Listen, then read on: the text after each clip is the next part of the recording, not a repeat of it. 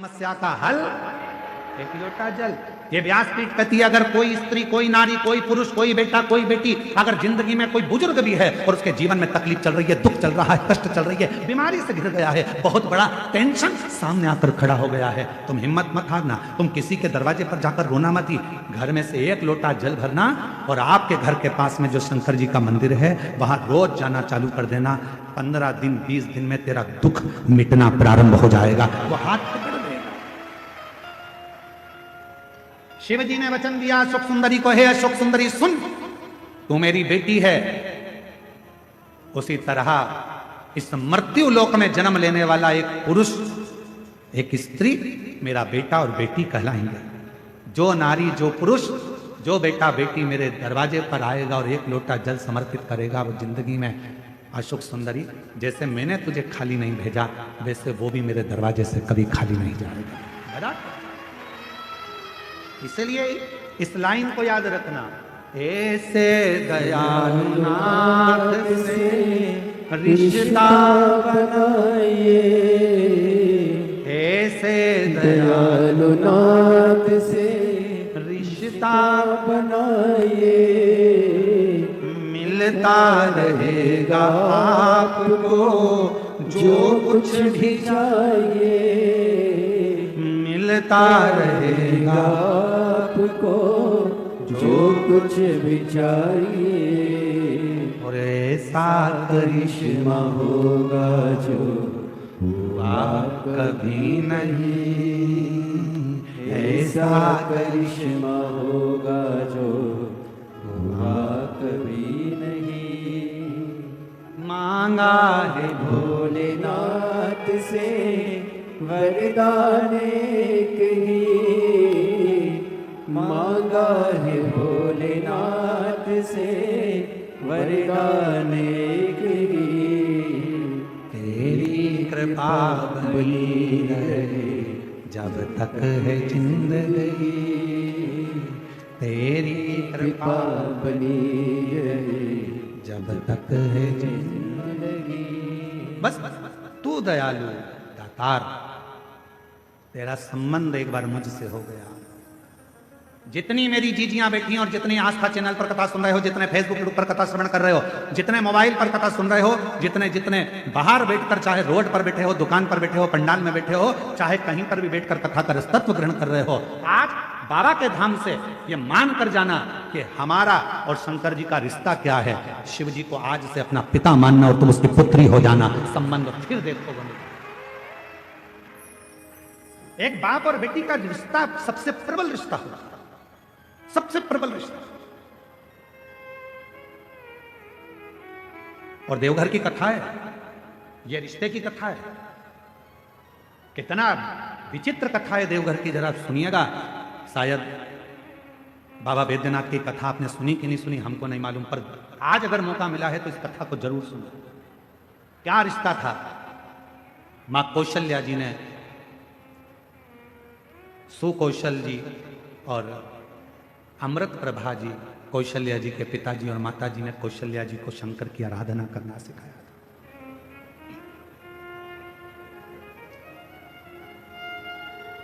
कौशल्या मैया शिव जी की आराधना में ली। कहते हैं आनंद रामायण वर्णन करती है कि कौशल्या मैया 1 मिनट भी शंकर की भक्ति के बिना रह नहीं पाती। भाव की इतनी शुद्धता थी मां कौशल्या जी की। फिर वही बात आ गई, रावण ताव से शिव जी को भजता था और कौशल्या जी भगवान शंकर को भाव से भजती थी। भाव से भजती। एक दिन रावण ने सभा बुलाई, सारे ग्रहों को बुलाई, सारे देवताओं को बुला लिया। रावण की लंका में सभा लगी हुई है, बड़े बड़े देवता बैठे हुए हैं, ग्रह बैठे, नाग, किन्नर, गंधर्व, अप्सरा, देवता, दानव, सब उस सभा में बैठे हुए थे। सब उस सभा में बैठे हुए हैं और उस सभा में चारों तरफ सब लोग बैठे हुए हैं। और उस सभा में लंकापति रावण ने ऊंची आवाज कर कर कहा कि बताओ मेरे प्राण कैसे छूटेंगे। मेरी मृत्यु कैसे होगी? बड़े बड़े विद्वान बैठे थे, बड़े बड़े सभासद बैठे थे, बहुत देवता, गंधर्व, किन्नर, अप्सरा, पशु, पक्षी सब उस सभा में बैठे हैं, असुर सुर सब उस सभा में। मेरे प्राण कैसे जाएंगे बताया जाए, कैसे मरूंगा मैं बताओ। तब किसी ने नहीं बताया। रावण को क्रोध आ गया तो सबको बंदी बनाने लगा। बंदी, अगर नहीं मालूम पड़ा तो मैं तुम्हें बंदी बना लूंगा। तब ग्रहों में ग्रह, सारे ग्रहों ने रावण से कहा, रावण तुम्हारी मृत्यु कौशल देश के राजा सुकौशल जी की जो लड़की है कौशल्या, उन कौशल्या माता के गर्भ से एक बड़ा विद्वान शूरवान एक पुत्र पैदा होगा, जन्म लेगा। उस बेटे के द्वारा तुम्हारे प्राण छूटेंगे। अब तो रावण को गुस्सा आ गया। कौशल नरेश, सुकौशल की लड़की कौशल्या और कौशल्या का बेटा राम मुझे मारेगा? हाँ। रावण ने सभा को विराम दिया, अपने गुप्तचरों को बुलाया। मेरी मृत्यु नहीं होना चाहिए, उसके लिए क्या करा जाए?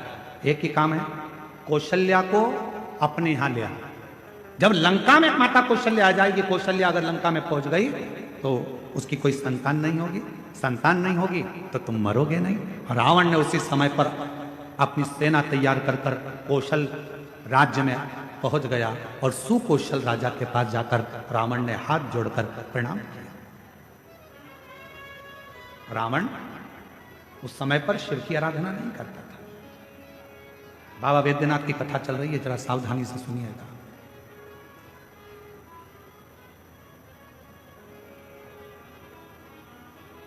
रावण उस समय शिव की आराधना नहीं करता था। सुकौशल जी ने देखा कि लंका का राजा रावण आया है, बड़ा प्रबल वीर। लंकेश आइए, कैसे आना हुआ? सुकौशल जी ने जब पूछा तो रावण ने कहा कि हमको आपकी बेटी कौशल्या चाहिए।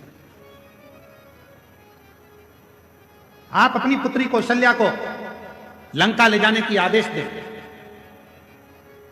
सुकौशल जी मुस्कुराकर बोले कि बेटी हमारी है, पर हमारी बेटी की आज्ञा के बिना हम कोई निर्णय नहीं ले सकते। कोई नहीं।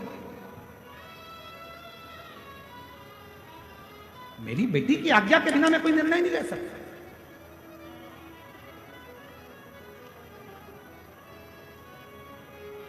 विचार किया।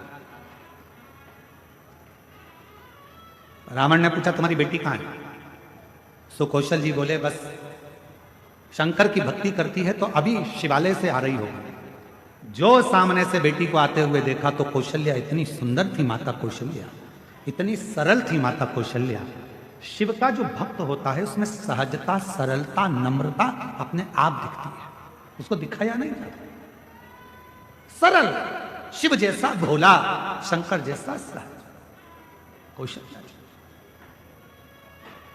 लंकापति रावण ने कौशल्या जी को देखा तो कहा आप ही कौशल्या? हाँ। सुकौशल जी की बेटी हो? हाँ। हम आपको लंका ले जाने के लिए। मुझे लंका? हाँ। कौशल्या जी कहने लगी मैं तो लंका नहीं जाऊंगा, मैं लंका नहीं जाऊंगा। रावण कहने लगा तुम मुझे जानती नहीं हो कौशल्या, अगर तुम मेरे साथ नहीं चली तो मैं दबाव के साथ तुम्हें लंका ले जाऊंगा। इतने में कौशल्या जी के मुख से निकल गया लंकापति रावण सुन, तुम मुझे ले जाने की बात करता है, अगर बन सके तो तेरी लंका में एक बार उस कैलाशपति को ले जाकर बता दे तो कौशल्या लंका में प्रवेश कर जाए। तू एक बार उस कैलाशपति को तेरी लंका में ले जाकर बता दे तो ये मां कौशल्या जी कर रही हैं कि ये कौशल्या तेरी लंका में प्रवेश कर जाएगी। रावण हंसकर बोला वो कैलाश पर रहने वाला शंकर, वो शंकर। अगर तुम बोलती कि विष्णु जी को लेकर जाओ तो बड़ी बात थी, तुम कहती कि ब्रह्मा जी को लेकर जाओ तो बड़ी बात थी, शंकर जी तो मैं अब भी उनको लेकर आ। और रावण गया देवाधिदेव महादेव की आराधना में बैठ गया, साधना में बैठ गया। शिव जी प्रसन्न नहीं हुए। अब बताओ भाव में बैठा था कि ताव में बैठा था? भाव में नहीं बैठा ना, काय में बैठा था? ताव में। अब मैं ले जाकर मानूंगा। लग गया रावण पीछे। शंकर भगवान प्रसन्न नहीं हुए, तब रावण को लगा कि ऐसे नहीं मानेंगे। रावण ने अपना शीश काट कर देना प्रारंभ कर दिया। 9 शीश कट गए रावण के, 10वां शीश था। शिवजी सामने आकर खड़े हो गए। रावण, क्या चाहिए तुझको? रावण कहता है, बाबा मैं तुम्हें लेने आया हूं, तुम मेरे साथ लंका चलो।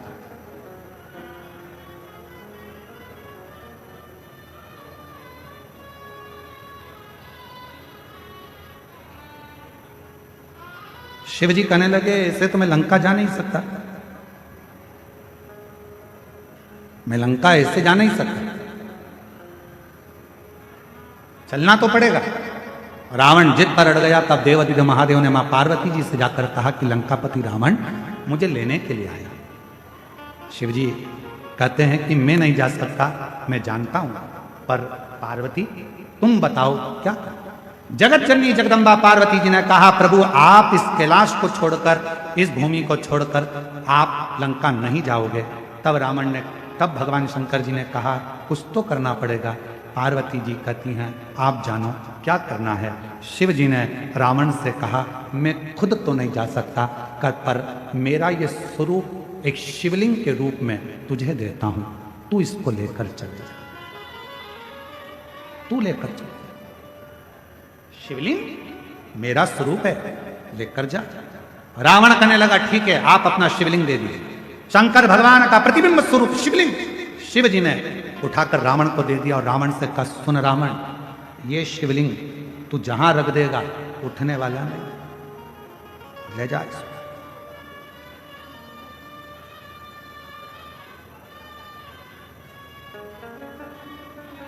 सूचना मिल गई मां पार्वती को। पार्वती को सूचना मिल गई कि शिव जी एक लिंग की आकृति में रावण के साथ लंका जा रहा है। रावण के साथ लंका, शिवलिंग। पार्वती की आंखों से जल बहने लगा। शिवजी ने पूछा, पार्वती तू रो रही है, तेरी आंखों में जल भरा है? हां, क्यों? जो मेरे हृदय में विराजमान था वो आज शिवलिंग की आकृति धारण कर कर लंका जा रहा है। ये शिवलिंग तो मेरा दिल है, मेरे हृदय में शिवलिंग है, और तुम उसको लंका भेज रहे हो। शिव जी मुस्कुराने लगे, पार्वती जी प्यार अगर पक्का होता है तो कोई जा नहीं सकता।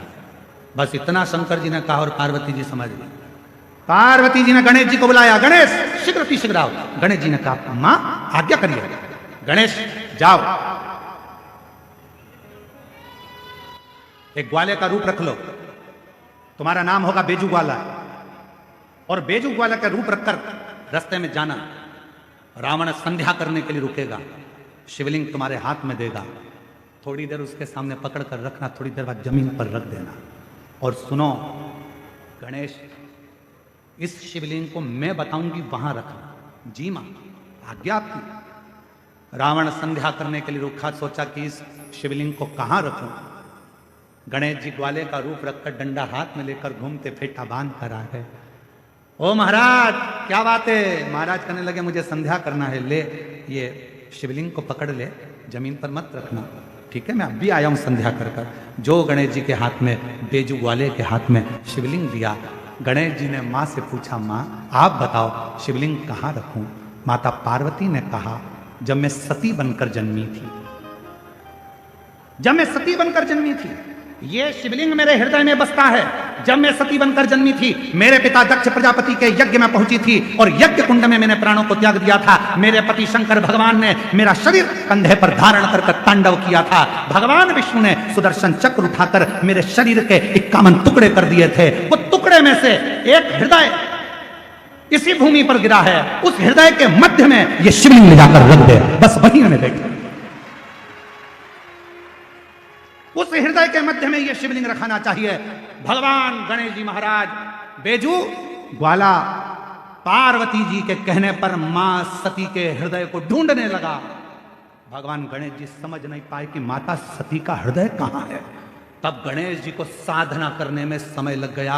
माँ दुर्गा, भवानी, पार्वती जी खुद प्रकट होकर हाथ में शिवलिंग लेकर ग्वाले के साथ जहां मां सती का हृदय धड़क रहा था, उस हृदय के मध्य में शिवलिंग को रख दिया। हृदय इतना धड़क रहा था, हृदय इतना धड़क रहा था, हृदय इतनी हाँप भर रहा था कि जो शिवलिंग बेजू ने रखा वो अंदर धसता चले गया, धीरे धीरे अंदर जाता चले गया, जाता चले गया। हृदय में शिव का वो शिवलिंग, वो प्रेम अंदर समाता चले गया।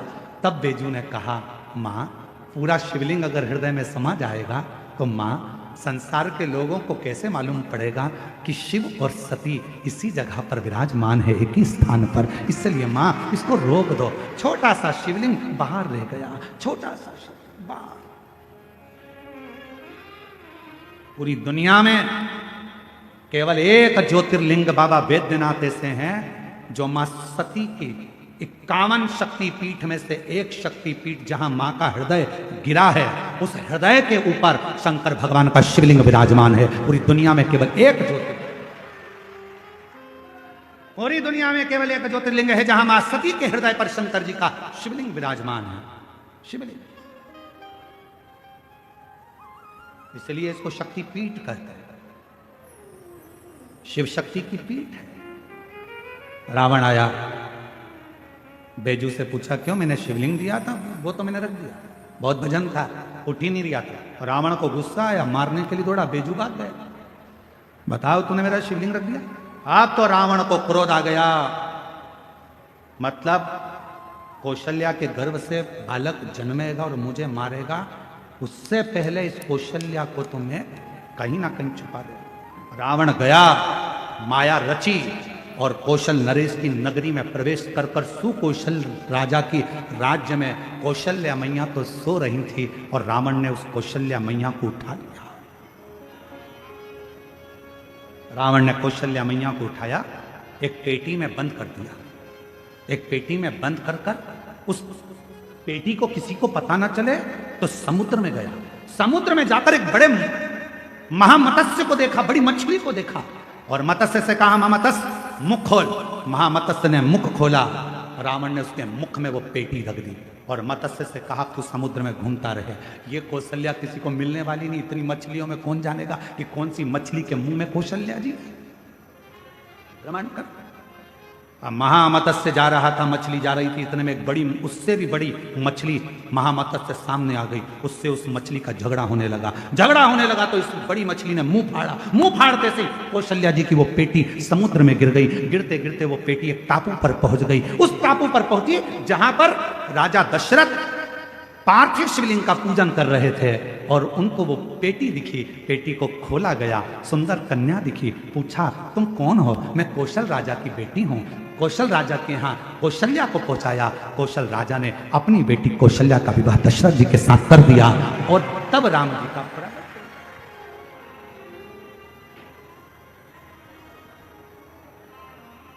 सहज कहां?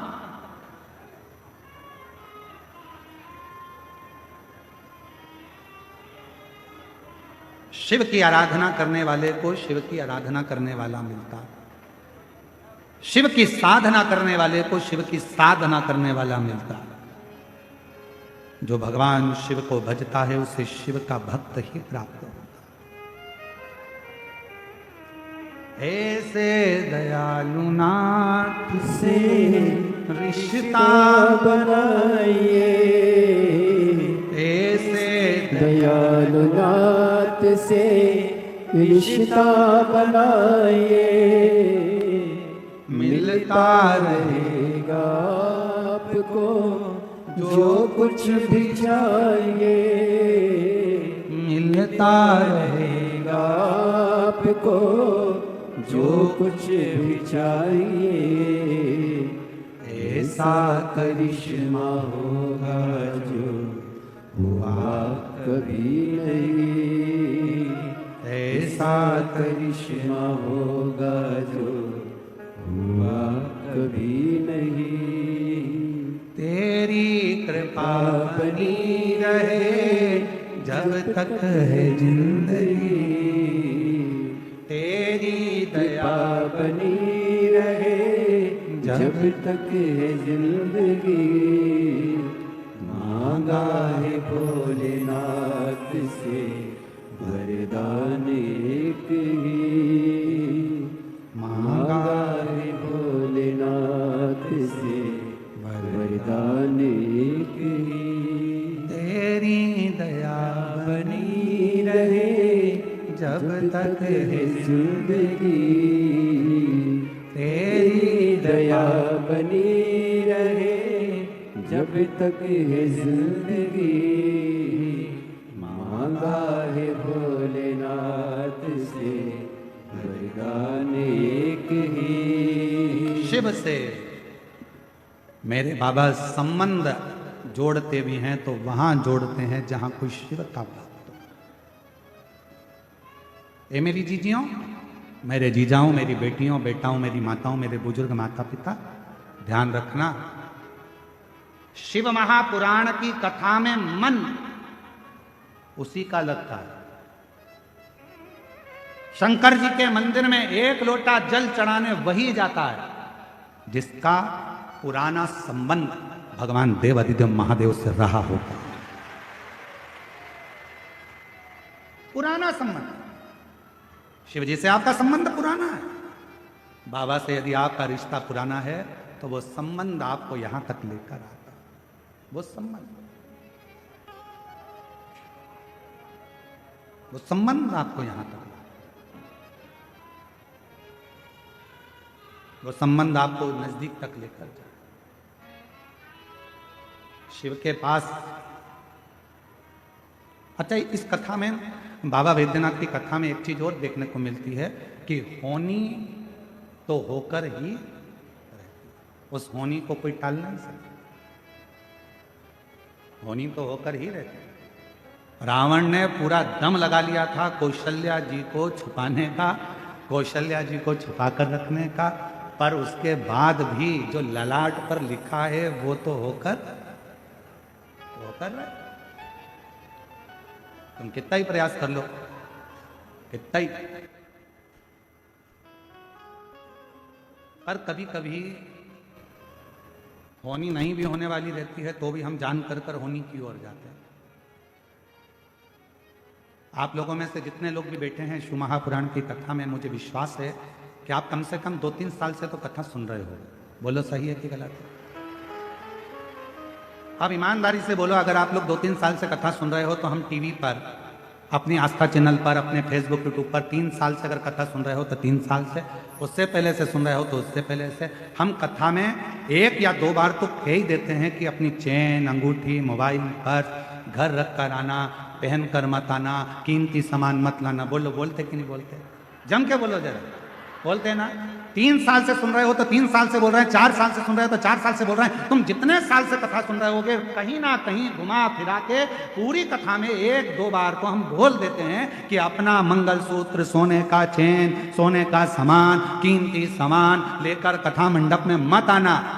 क्यों? क्योंकि जहां देवता है वहां असुर है, जहां भक्त है वहां चोर भी है।